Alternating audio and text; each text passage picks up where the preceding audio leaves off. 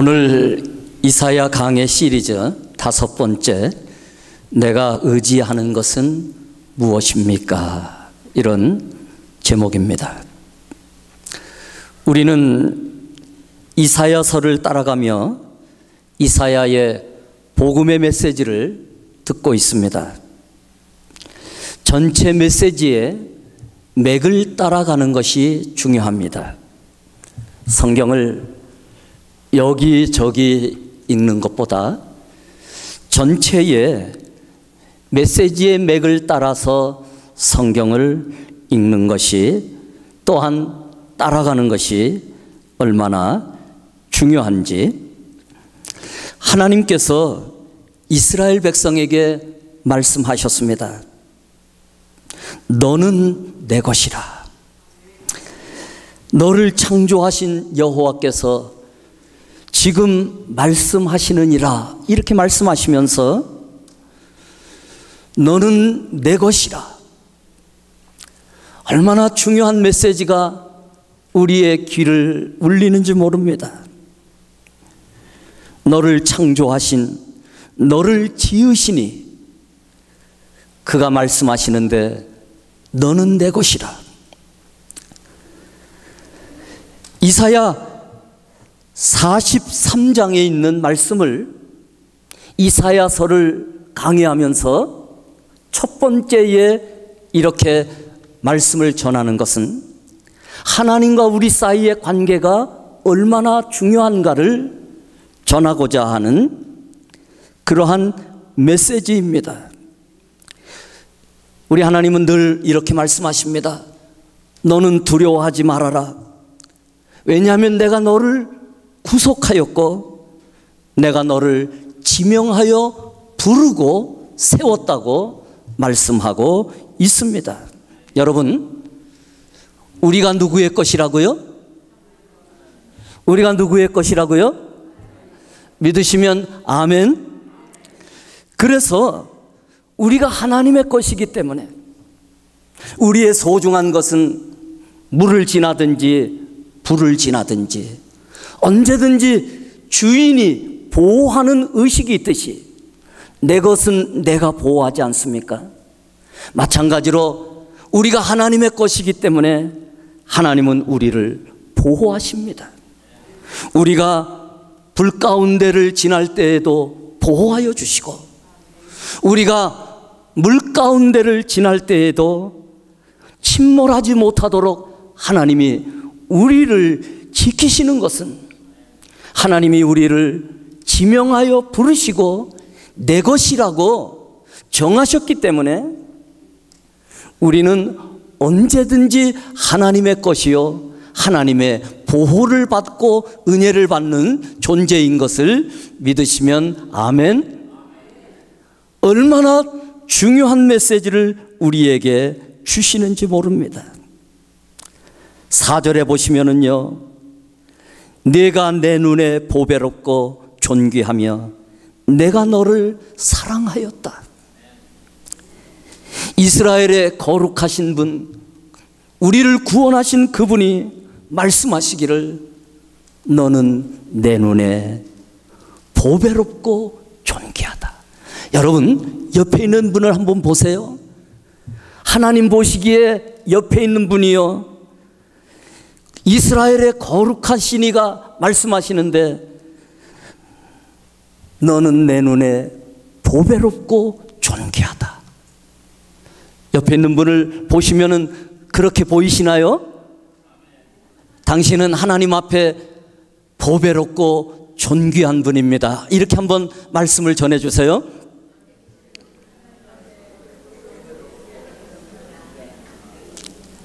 하나님이 우리를 얼마나 사랑하시는지 느낌이 팍팍 옵니다. 어떤 분이 카톡을 보내시면서 팍팍 느낌이 옵니다 그러시더라고요.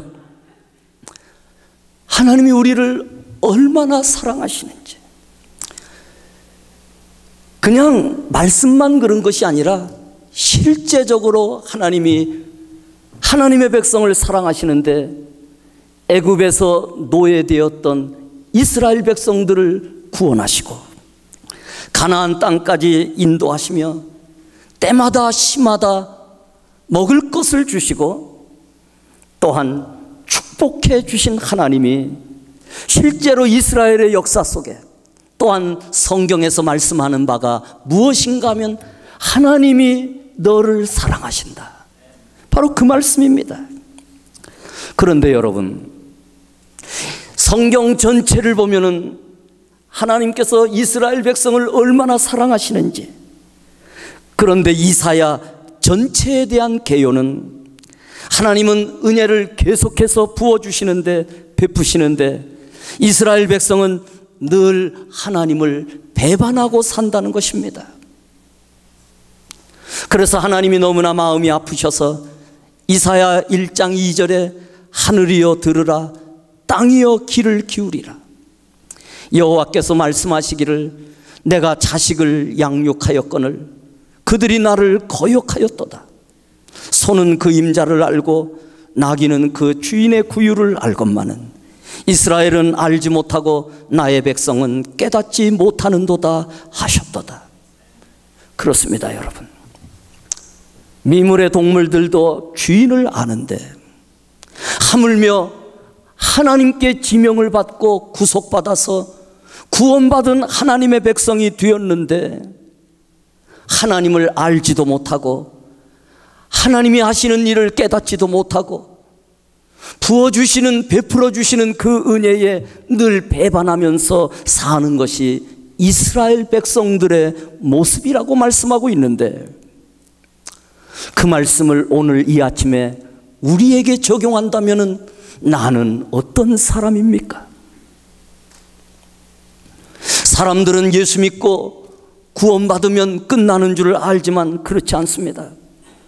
예수 믿고 구원받으면 구원받은 자의 삶을 하나님께서 살기를 원하고 계십니다. 단순한 구원이 구원의 목적이 아니라 구원받아서 사명을 갖고 하나님 나라의 거룩한 사람들로, 더 큰 은혜와 축복을 받으며 살아가는 사람들로 우리들을 불러주셨기 때문에 구원받은 이후의 삶이 더욱 중요하다는 것입니다. 다시 말하면 구원보다 사명을 위하여서 우리를 구원하셨기 때문에 우리의 사명이 중요하다는 것입니다. 여러분, 그래서 이 사명은 얼마나 복된 것인지 모릅니다. 사명이 있는 사람은 축복입니다. 사명을 가진 사람은 정말 하나님 앞에 귀한 사람들입니다. 이스라엘 백성들이 오해를 하고 있는 것 중에 하나가 예배가 사명인데 그 사명을 형식적으로 이루고 있었습니다. 성전에 나와서 제물을 드리면 그것이 예배라고 생각했는데 하나님 입장에서 보면은 그것은 예배가 아니라고 말씀하고 계시는 것입니다. 그래서 이사야 1장 11절에 여호와께서 말씀하시되 너희의 무수한 제물이 내게 무슨 유익이 있느냐? 나는 수양의 번제와 살찐 짐승의 기름에 배불렀고 나는 수송아지나 어린 양이나 숫염소의 피를 기뻐하지 아니하노라. 너희가 내 앞에 보이러 오니 이것을 누가 너희에게 요구하였느냐? 내 마당만 밟을 뿐이니라. 예배를 드려도요, 제물을 드려도 온전한 예배, 온전한 제물을 드리라고, 그래야지만 온전한 예배가 된다고 말씀해 주고 있습니다. 그리고 이스라엘 백성들은 예배를 드릴 때에만 하나님을 생각합니다. 그리고는 성전 밖에 나가면은 하나님을 잊어버리고 삽니다.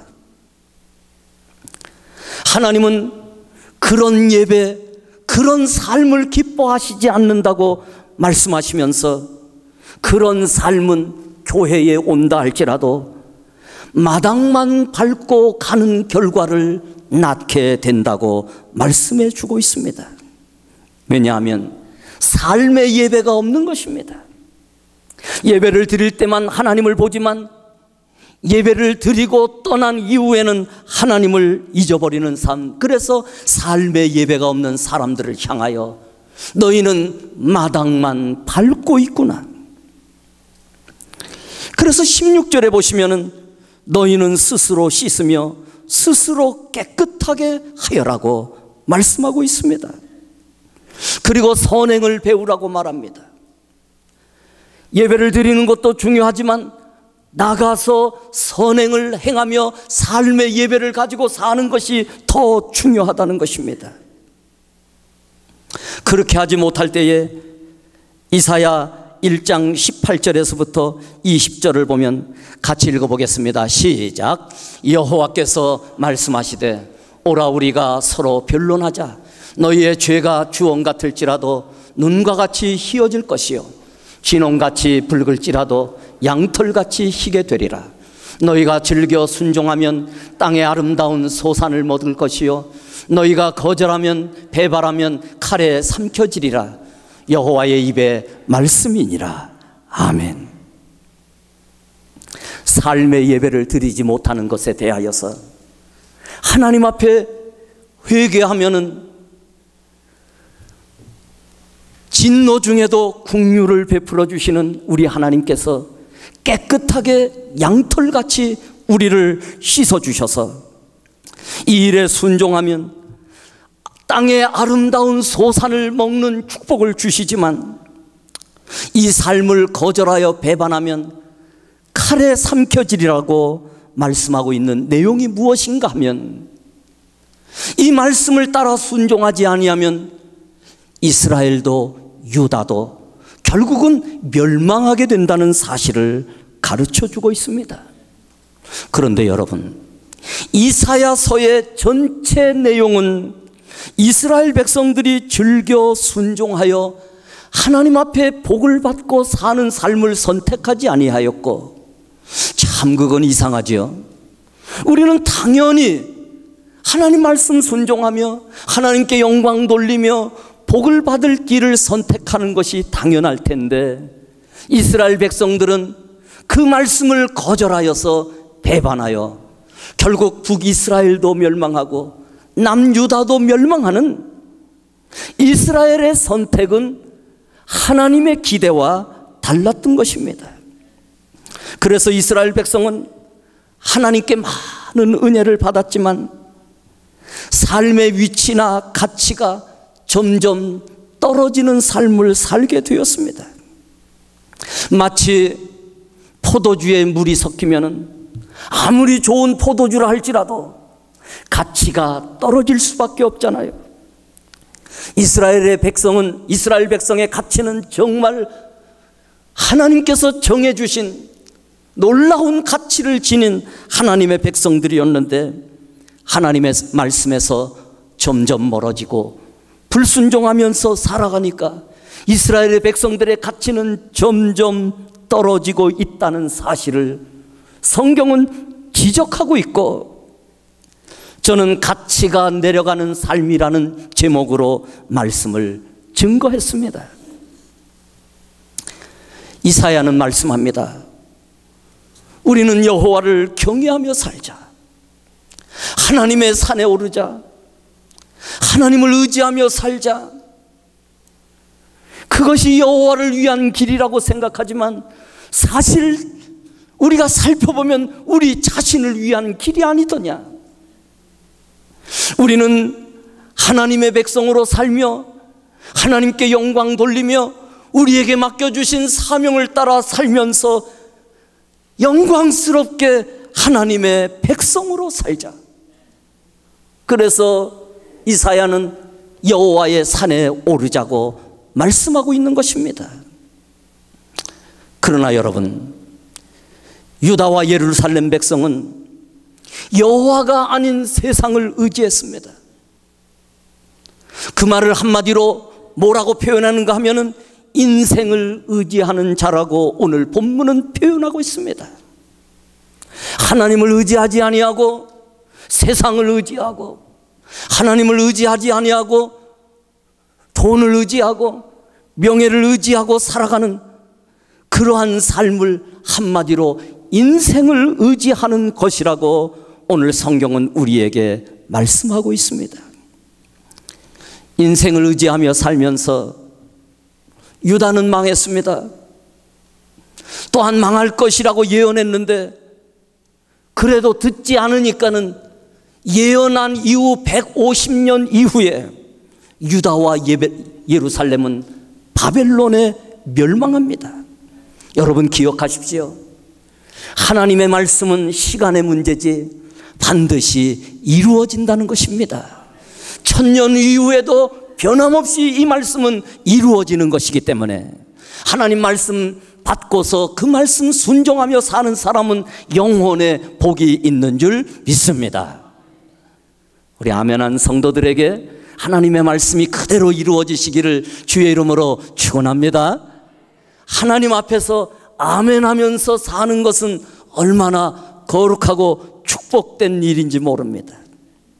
여러분, 유다는 하나님을 의지 않고 살다가 세상의 멸망과 함께 망해버리고 말았는데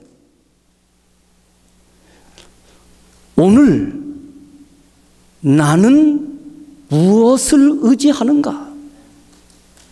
여러분 한번 곰곰이 자신을 반추해 볼 때 나는 무엇을 의지합니까? 정말 하나님만 의지하고 삽니까? 아니면 이것도 의지하고 저것도 의지하고 하나님도 조금 의지하기 때문에 나는 하나님을 의지한다고 이렇게 생각하십니까? 하나님은요, 우주의 주인이시고 나의 모든 것이 되시기 때문에 이것도 의지하고 저것도 의지하다가 하나님 조금 의지하는 것을 하나님은 의지한다고 말씀하지 않습니다. 그것은요, 하나님 기뻐하시지 않는 삶이고 유다 백성들이 하나님을 전적으로 의지하지 않았을 뿐이지 하나님을 전혀 의지하지 않았다고 말할 수는 없습니다. 왜냐하면 그들에게는 언제든지 예배가 있었고 하나님께 나오는 제사가 있었기 때문에 그럴 때에는 하나님을 의지했잖아요. 그러나 부분적인 순종은 뭐라고요? 부분적인 순종은 불순종일 뿐입니다. 하나님을 전적으로 의지하지 않으면요, 내가 의지하는 이 모든 것들이 값어치가, 가치가, 존재의 의미가 살아나도록 만들기 때문에 내가 건강을 의지하면 건강의 존재 가치가 나에게 유익이 되도록 만들고 하나님을 전적으로 의지하는 가운데에 또한 물질의 그러한 사용의 용도를 알고 물질의 가치를 가지고 살아가면은 그 물질이 나에게 유익이 되도록 만들어 주시지만 하나님을 의지하는 것을 조금만 하고 세상을 의지하는 것을 많이 하면서 살아가게 되면은요, 하나님께서 기뻐하시지 않는다는 것입니다. 오늘 여러분들은 무엇을 의지하고 사십니까? 22절 그리고 1절에서 유다는 인생을 의지하다가 멸망했지만 우리는 그 길을 가지 말라고 말씀해 주시고 우리가 의지하는 것이 무엇인가를 정확하게 판단하라고 오늘 말씀은 우리에게 주시는 것입니다. 22절에 보시면 너희는 인생을 의지하지 말라. 그의 호흡은 코에 있나니 셈할 가치가 어디 있느냐. 보라, 주 만군의 여호와께서 예루살렘과 유다가 의뢰하며 의지하는 것을 제하여 버리시되 곧 그가 의지하는 모든 양식과, 이 양식은 음식을 말합니다. 모든 양식과 그가 의지하는 모든 물과 용사를 의지하는 것, 전사를 의지하는 것, 재판관을 의지하는 것, 선지자를 의지하는 것, 복술자와 장로를 의지하는 것, 50부장과 기윈과 모사와 정교한 장인과 늘란한 요술자를 의지한다 할지라도 유다가 의뢰하고 의지하는 것은 하나님이 제하여 버리시겠다고 말씀하고 있습니다. 실제로 여러분, 남유다가 바벨론 침략으로 위기를 당했습니다. 이때 많은 사람들이 애굽에게 구원을 요청했습니다. 그러나 에레미야 선지자는 그들에게 지푸라기 같은 애굽을 의지하고 애굽과 동맹한다고 살 길이 아니라고 말씀하고 있습니다. 무엇을 말합니까? 애굽을 의지할 것이 아니라 하나님께 돌아가야 되는 것입니다. 그러나 남유다 마지막 왕 시드기야 왕은 바벨론의 침공을 받고 결국 애굽과 동맹하여 바벨론을 대항하다가 바벨론이 갈그미스 전투에서 애굽 왕 느고를 이렇게 무너뜨립니다. 그래서 애굽이 완전히 힘을 잃습니다. 무너집니다. 결국 애굽을 유지하던 의지하던 유다 나라도 애굽과 함께 무너질 수밖에 없기 때문에 바벨론의 포로가 되는 것입니다. 그때가 BC 586년입니다. 애굽이 유다 백성이 애굽을 의지하지 않고 바벨론을 의지했다면 어떻게 됐을까요? 소용이 없습니다, 여러분. 그게 그겁니다. 그렇게 여러분, 강국을 붙들지 못한 판단의 미스가 아니라 유다는 죄악 때문에 망한 것입니다. 하나님을 경외하지 않고 죄만 짓다가 하나님의 심판으로 멸망한 것입니다. 유다 백성들이 애굽을 의지하지 않고 하나님께로 돌아가고 지금까지 지은 죄에 대하여 회개하고 하나님을 경외하며 살았다면 유다는 말씀대로 너는 내 것이라 약속하신 대로 멸망하지 않았을 것입니다.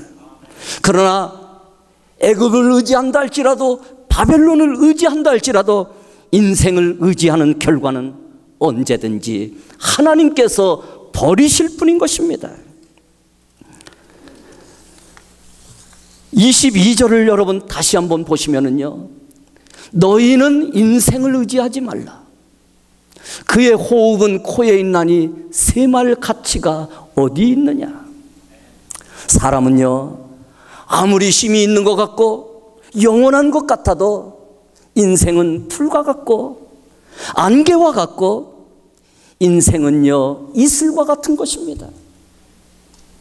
그래서 힘 있는 사람이 10년이 지나면 아무것도 아니고 30년을 지난다 할지라도 30년을 누린다 할지라도 그때쯤이 되면은 하나님 앞에 서야 되는데 하나님 앞에 설 준비가 안 됐다는 것은 더 큰 어려움인 것입니다. 그래서 인생은 아무것도 아닌 것입니다. 보라, 주 만군의 여호와께서 예루살렘과 유다가 의뢰하며 의지하는 것을 제하여 버리시되, 이 제하여 버리신다는 것은 하나님께서 거두어 가신다는 것입니다. 유다는요 하나님을 의지하지 않고 인생을 의지하다가 멸망을 당했는데, 나는 정말 의지하는 것이 무엇입니까? 22절하고 1절에서 중요한 교훈을 우리에게 두 가지를 주시고 있는데, 첫 번째가 인생을 의지하지 말고 하나님을 의지하라고 말씀하고 있는 것입니다.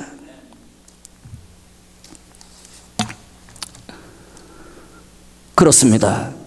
인생을 의지하면 여호와께서 그 의지하는 것을 제하여 버린다고, 다시 말하면 거두어 가신다고 말씀하는 것입니다. 유다가 애굽을 의지하니까 하나님이 애굽을 기울어 버립니다. 여러분, 실제로 우리 예수 믿는 사람들은 역사의 주인공이 되기 때문에 역사가 유지되는 것은 교회를 통하여 유지되는 것이고, 교회가 아무리 부패한 것 같아도 하나님은 교회를 사용하시고 남은 자 우리들이 있기 때문에 하나님이 이 역사를 보호하시는 것입니다. 그래서 역사의 주역은 바로 저와 여러분들입니다. 옆에 있는 분에게 한번 전하여 주세요. 당신이 역사의 주역입니다. 이렇게.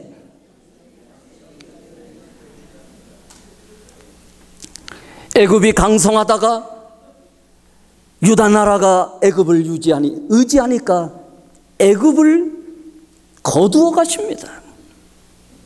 유다가 사람을 의지하고 지도자를 의지하니까 지도자를 데리고 가버립니다. 그래서 지도자가 없어서 오늘 본문에 보면은 아이들이 다스리고 여자들이 다스리고, 여자를 무시하는 것이 아니라 그 시대만 해도 아이들과 여자들은 숫자의 개념이 없었거든요. 그래서 사회에 혼란이 생깁니다. 열왕기하 21장 14절에 보니까 이스라엘 백성들이 기업을 의지하니까 하나님께서 그 기업을 원수의 손에 넘기셨다고 말씀하고 있습니다. 우리가 하나님을 경외하며 하나님을 의지하면 더 큰 은혜를 주시는 줄 믿습니다. 그러나 하나님을 의지하지 않고 인생을 의지하고 다른 것을 의지하면 하나님께서 거두어 가신다는 사실을 우리에게 말씀해 주고 있는 것입니다. 두 번째는요, 인생을 의지하면, 다시 말하면 세상을 의지하면, 전 부분 걸 한번 좀 더 보여주세요. 인생을 의지하면 사회적 혼란이 도래한다고 예언하고 있습니다. 4절에서부터 7절에서 그가, 하나님이 말씀하는 것입니다. 하나님께서 또 소년들을 그들의 고관으로 삼으시며 아이들이 그들을 다스리게 하시리니 백성이 서로 학대하며 각기 이웃을 잔해하며 아이가 노인에게 비천한 자가 존귀한 자에게 교만할 것이며 심지어는 지도자를 삼는데 6절에 보면 너는 겉옷이 있으니까 우리를 통치하라. 여러분, 이게 될 말입니까? 겉옷이 있어서 통치자가 되는 법이 어디에 있습니까? 소년들을 고관으로 삼고 아이들이 세상을 다스린다면 이게 얼마나 혼란스럽겠습니까?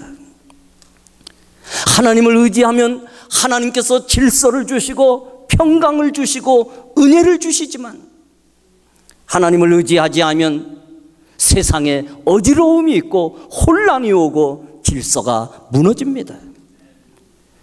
여기에 아이들이라는 원어 타알룰림은 변덕스러움, 자유분방함, 그래서 변덕스러운 아이들을 말합니다. 어른들에게 지도를 받아야 될 어린아이들이 어른들을 다스린다고 하니 얼마나 혼란스럽겠습니까? 여러분, 지금 이 세상이 이 동성 결혼을 비롯하여 왜 이렇게 혼란스러운 줄 아십니까? 이 세상이 하나님을 의지하지 않습니다. 하나님을 의지 않는 국가나 하나님을 의지하지 않는 사회나 하나님을 의지 않는 개인이나 가정은 질서가 무너질 것입니다. 혼란스럽게 될 것입니다.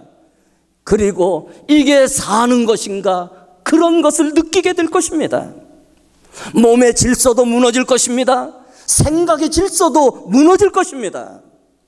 하나님을 의지할 때 하나님께서 평강을 주시고, 하나님을 의지할 때에 하나님이 안정을 주시고, 하나님을 의지할 때 질서를 주시기 때문에 하나님을 의지하고 하나님 경외하는 것이 인생의 가장 큰 축복인 것입니다. 그래서 하나님을 의지하는 것은, 하나님 경외하며 사는 것은 지혜의 근본이 된다고 말씀하고 있습니다. 두 번째를 보시면은요, 죄를 멀리하고 겸손하게 하나님을 가까이 하라고 말씀합니다. 시편 73편 28절에 하나님께 가까이 함이 내게 복이라. 한번 따라 하실까요? 하나님께 가까이 함이 내게 복이라. 8절에서부터 9절을 우리 한번 다 같이 읽겠습니다. 시작. 예루살렘이 멸망하였고 유다가 엎드려졌음은 그들의 언어와 행위가 여호와를 거역하여 그의 영광의 눈을 범하였음이라. 그들의 안색이 불리하게 증거하며 그들의 죄를 말해주고 숨기지 못함이 소돔과 같으니 그들의 영혼에 화가 있을전저 그들이 재앙을 자취하였도다. 유다와 예루살렘의 멸망의 이유를 말하고 있습니다. 이 8절에 멸망하다는 원어 카샬은요, 이 비틀거리다, 띠뚱거리다, 그런 것입니다. 그것은 넘어지는 징조를 말해주는 것입니다. 유다가 패망하기 전에 모습을 말해주고 있습니다. 유다는 죄 때문에 비틀거리다가 결국은 엎드려져 말았습니다. 그들의 언어와 그들의 행위는 하나님을 거슬렸습니다. 그래서 그들이 재앙을 자취했다고 말하고 있는 것입니다. 그것이 바로 유다의 길이었습니다. 여러분, 오늘 이 아침에 우리에게 하나님께서 말씀해 주시는 것은 우리는 그 길을 가지 말고 하나님을 의지하며 하나님을 경외하면서 살다가 하나님께 영광 돌리는 거룩하고 축복된 삶을 말씀해 주고 있는 것입니다. 마지막으로 세 번째, 교만하지 말고 겸손하게 하나님을 경외하라고 말씀합니다. 16절에 보시면은요, 여호와께서 또 말씀하시되 시온의 딸들이 교만하여 느린 목을 이렇게 해서 목을 느리고 살다는 거예요. 여기 시온의 딸들은요, 바로 유다 백성들을 의미하고 있습니다. 고개를 숙이는 것은 겸손의 표상이지만 머리를 이렇게 들고서 다니는 것은 교만의 표시로 상징적으로 우리에게 말씀하고 있습니다. 유다 나라와 유다 백성들이, 예루살렘 거미들이 교만하게 살다가는 결국은 하나님으로부터 멀어지고 패망의 길을 걷게 됩니다. 여러분, 우리가 교만하지 말아야 되는 것은요, 교만한 사람은 하나님을 잘 경외하지 않습니다. 그런데 하나님께서는 교만을 가장 미워하십니다. 잠언 8장 13절에 보시면 여호와를 경외하는 것은 악을 미워하는 것이라 나는 교만과 거만과 악한 행실과 패역한 입을 미워하느니라. 하나님이 미워하실 때 교만을 미워하십니다. 16장 5절에는 무릇 마음이 교만한 자를 여호와께서 미워하시나니 피차 손을 잡을지라도 벌을 면하지 못하리라. 하나님을 교만하여서 하나님을 경외하지 못하는 사람들은요, 하나님이 미워하시기 때문에 그들이 아무리 손을 잡는다 할지라도 결국은 하나님의 벌을 면하지 못한다는 것입니다. 잠언 6장 16절 이하에서는 재미있는 말씀을 하는데, 하나님이 미워하시고 싫어하는 것 67가지가 있는데 그 중에 가장 먼저가 바로 교만입니다. 한번 같이 읽겠습니다. 시작. 여호와께서 미워하시는 것 곧 그의 마음에 싫어하시는 것이 67가지이니 곧 교만한 눈과 거짓된 혀와 무죄한 자의 피를 흘리는 손과 악한 계교를 꾀하는 마음과 빨리 악으로 달려가는 발과 거짓을 말하는 망령된 증인과 및 형제 사이를 이간하는 자이니라. 아멘. 이게 하나님이 미워하시고 싫어하시는 것입니다. 교만은 마귀의 죄입니다. 교만은 하나님을 무시하고 하나님보다 인간을 더 높이고 인생을 의지하는 태도를 말합니다. 결국 교만은 불신앙으로 나아가게 되고 불순종으로 나아가게 되며 결국은 불평으로 나아가게 됩니다. 그래서 잠언 13장 10절에 보면 교만에서 다툼이 일어난다고 말합니다. 교만한 사람들이 많은 곳에는요, 다툼이 일어납니다. 겸손한 사람들이 많은 곳에는 늘 화평이 이루어지고 화목이 이루어지는데, 교만한 사람들이 많으면은 항상 그곳에 다툼이 일어납니다. 결국은 교만은 패망의 선봉이 되고 거만한 마음은 넘어지게 되어 있습니다. 예수님이 하나님이심에도 불구하고 하나님과 동등됨을 취하지 아니하시고 성육신 하셔서 사람의 모양으로 이 땅에 오신 것은 예수님의 겸손의 극치를 말하고 있는 것입니다. 우리는 예수님을 본받아야 합니다. 잠언 3장 34절에 진실로 그는 거만한 자를 비웃으시며 겸손한 자에게 은혜를 베푸시나니, 잠언 22장 4절에 겸손과 여호와를 경외함의 보상은, 다시 말하면 겸손하고 또 여호와를 경외하는 것을 하나님께서 보상하실 때의 그 보상의 결과가 무엇인가 하면 하나님께서 지켜주시는 재물, 하나님께서 보여주시는 영광, 하나님께서 허락하시는 생명. 하나님은 겸손한 자를 보상하시고 여호와를 경외하는 자들을 보상해 주신다는 것입니다. 결론을 말씀드립니다. 유다와 예루살렘 백성들은 하나님의 말씀을 듣지 않았습니다. 우리가 하나님을 경외하며 하나님을 의지하면 하나님은 하나님의 백성들 우리에게 더 큰 은혜를 주실 줄 믿습니다. 그러나 하나님을 의지하지 않고 인생을 의지하고 다른 것을 의지하면 하나님이 제하여 버리신다. 그 의지하는 것을 거두어 가시겠다고 예언해 주시고 있습니다. 하나님 경외하며 사명 감당하면서 사는 것이 우리 인간에게 주신 최고의 영광스러움이고 축복인 것을 기억하면서 더 큰 은혜의 자리에 나아가시는 우리 세계로 교회 모든 가정들과 우리 성도들이 되시기를 주의 이름으로 축원합니다. 기도하시겠습니다.